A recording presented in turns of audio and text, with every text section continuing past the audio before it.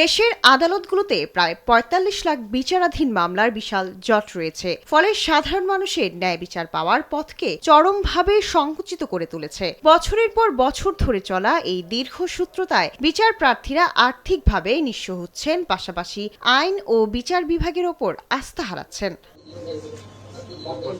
এমন বাস্তবতায় ১০ জেলায় মামলা পূর্ব বাধ্যতামূলক মধ্যস্থতা কার্যক্রমের উদ্যোগ নিয়েছে সরকার। মঙ্গলবার সকালে সচিবালয়ে এই কার্যক্রমের উদ্বোধন করেন আইনমন্ত্রী মোহাম্মদ আসাদুজ্জামান।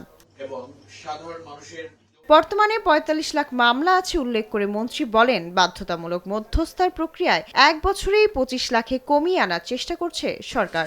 বাংলাদেশের অপ্রতুল বিচারকের বিপরীতে প্রায় ৪৫ লক্ষের মতো মামলা চলমান আছে।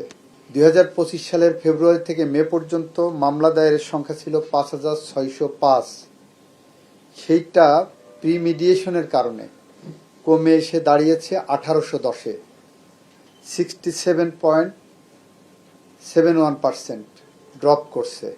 মামলা প্রত্যাহার নিয়ে আইনমন্ত্রী সাফ জানান, সরকার রাজনৈতিক হয়রানিমূলক মামলা প্রত্যাহারের সিদ্ধান্ত নিলেও শিশু নির্যাতন বা ধর্ষণ সংক্রান্ত প্রত্যাহার হবে না। পলিটিক্যাল ফ্লেভার যতই থাক না কেন, রেপের মামলা তাকে আদালতের মাধ্যমে নির্দোষ প্রমাণ করতে হবে।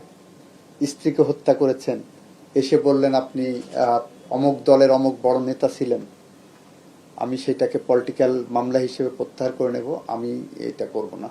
আইনমন্ত্রী জানান, মধ্যস্থার প্রক্রিয়ায় কোনো দুর্নীতি প্রশ্রয় দেওয়া হবে না। এক্ষেত্রে সরকার জিরো টলারেন্স নীতিতে রয়েছে। শায়লা খান, দেশ টিভি, ঢাকা।